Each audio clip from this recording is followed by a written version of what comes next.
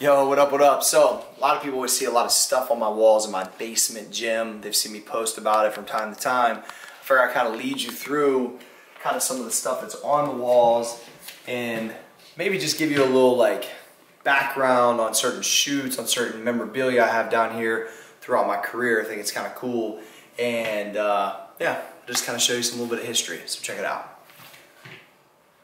Alright, so one of the OG pieces down here is the original fight shirt from Mark Coleman. As you can see, it says the Hammer. The Hammer, Mark Coleman was a national champion at Ohio State wrestler, was one of the fathers of ground and pound, they call him, in the UFC, and it was one of the first people we ever sponsored. I believe the first leg sponsor we did at Muscle Farm was Shane Carwin in UFC 96.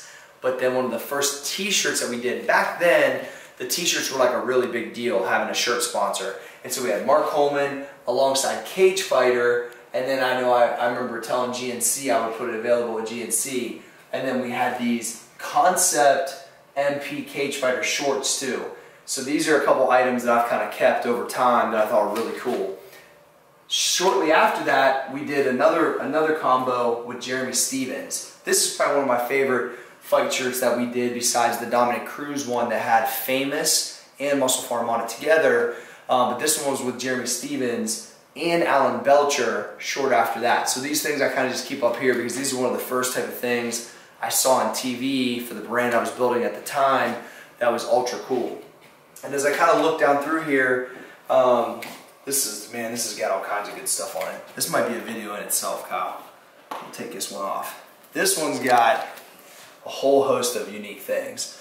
So this is a high-res photo of what I always call one of my best days of my career, which was when I shot the cover of Fitness RX, which I'll go over that one later, with my family. This was the family picture I took with Rach after that. And if you can see, Per Burnell shot this. One of the best photographers I've ever ran into. The just quality of the image is so crazy. And I believe I just ran this off like on computer paper, and look how crispy it still is. I mean, it's like unbelievable. And this day, it wasn't meant to be the cover with the kids. I shot pictures for 8 hours, and we shot probably 10 pictures at the end, and it ended up being the cover. If I move over here to the right, this was at the time it was called the NOBA, which is a natural bodybuilding event that Nick Showman ran for a long time. He had taken over. I had given him the organization. It was called the ONBF. See, a lot of people don't realize I ran a natural bodybuilding organization for 7 years in Ohio, gave it to Nick Showman. He ran it for another 6 or 7 years, and then towards the end of that organization's history, I was far enough removed from it, I thought I wanted to compete in it. I came in at 165, which is kind of crazy. That is definitely kind of blurry. I got second in the overall and first in my weight class. It's probably the most dialed I looked at a show, besides actually the muscle trifecta. But I was really ready for this, and it was cool to experience what part of I had put together. Because what's funny is you end up starting an organization and then you can't compete in it. And then I had been removed from it far enough that it was okay for me to compete in. This is a picture of my first gym. So the funny thing is, when I see that, I mean, there's already a picture of Arnold here. There's the Arnold Classic. I see certain things that really remind me of just like, parts of my career.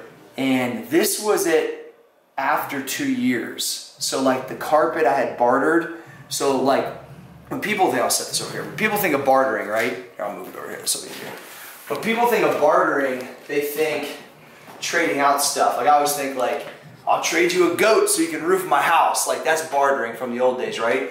I traded personal training for new carpet. Literally, I gave the guy so many personal training sessions, he came and carpeted my gym. And what was awesome about that was the first time when I took that picture that I was like, man, this looks all the way together. And as I look at this dumbbell rack and this hyper extension, this 45 degree, is still in the gym, which is pretty crazy. So this is like probably 2001.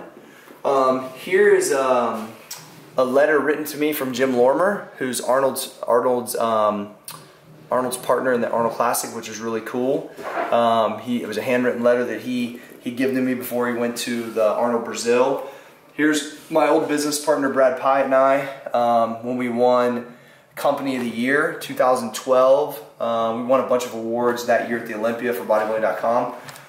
Here's when I was sitting cage side with Dana White in the UFC, which was super cool. And here's one of my, it's funny because I look at the numbers, but here's one of my better powerlifting meets. I went from a bodybuilding show, I think it was actually this bodybuilding show. So I weighed 165. The way I got there though is when I started lunging all the time. So I was lunging like 800 meters a day, 5 days a week. My connective tissue and my knees had gotten really strong. So I decided to jump back in a single ply suit. I believe it was single ply. I bumped my weight up to 186 or 188. I squatted 625. I benched 400 in a single ply shirt and then deadlift 500.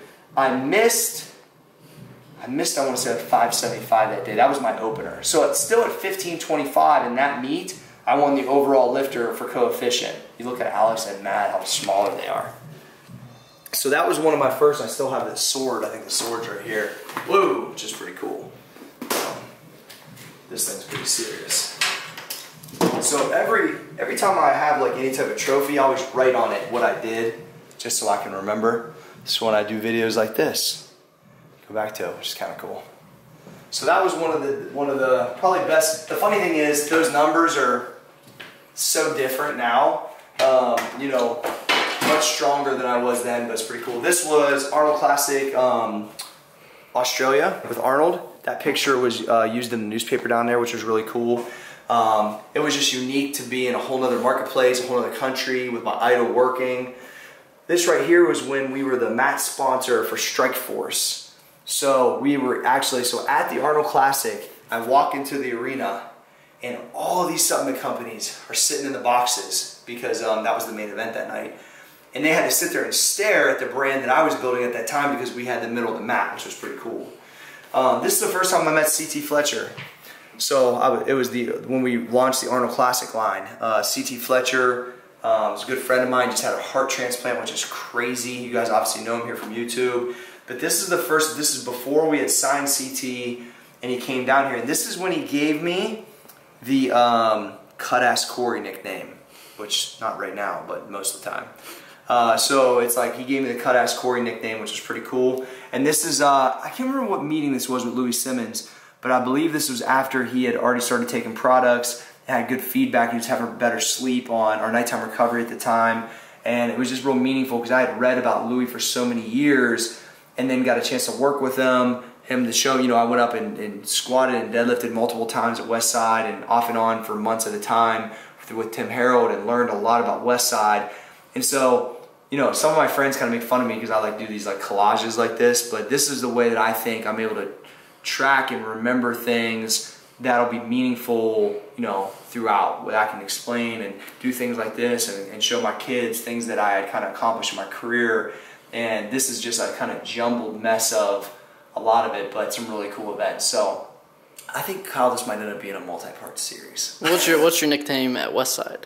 Skinny Cory? Yeah, for sure. Skinny Cory, you want to squat, huh? I said, I sure do. That's pretty